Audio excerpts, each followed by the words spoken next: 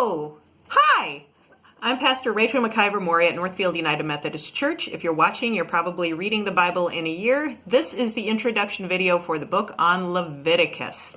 So let's talk about Leviticus.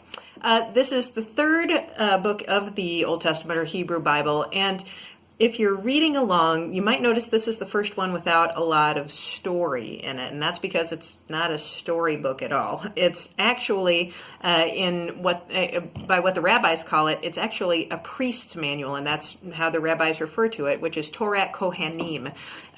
So it's very different from the book of Genesis or the book of Exodus. It comes with a really different focal point. It's teaching the religious leaders of Israel how to do their jobs, is what it is. So some of what you're reading, it will be boring. It might be very pedantic. It could also be genuinely puzzling. For example, this one might stick in your craw. Why can't people with deformities or even skin blemishes come to the most holy part of the tabernacle? I mean, for many of us, that's a genuinely disturbing notion. Doesn't God love everyone, no matter who they are, and want them to draw near? Well, we have to remember what this was about for the original people who would have had access to this. For the people of Israel, the main concern was remembering that God is holy and deserves the best that the people had to offer. So when it came time to offer a sacrifice, for example, you wouldn't bring a diseased lamb or some sort of sick bull for that. You would bring your best to God's attention. And the same basic idea is at work for who could approach the Ark of the Covenant or enter the tabernacle at all. If God is pure and holy, then the people of Israel were to aspire to be that themselves. So that's really what all of these laws and rules and rituals and sacrifices are all about. They are there to restore holiness or wholeness when it's been broken.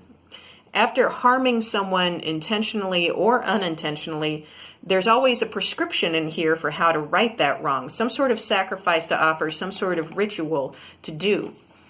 In that sense, don't we sort of wish we had a manual like that? How to right the wrongs that we have done in our lives?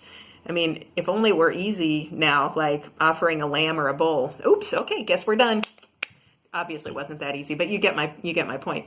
So as you read through the book of Leviticus, keep that in mind. The main concern for this manual is how the people can maintain the best possible relationship with a holy God and how to fix things when they inevitably go off the rails. So the God we find in Leviticus is a holy God not to be trifled with. This raises good questions about what this may or may not say about the God you and I would worship today. But write any questions you have down. And if you find yourself stuck, please feel free to message me or post a comment below, and we'll see what questions we can answer and what concerns we can address. But in the meantime, good luck with Leviticus and happy reading.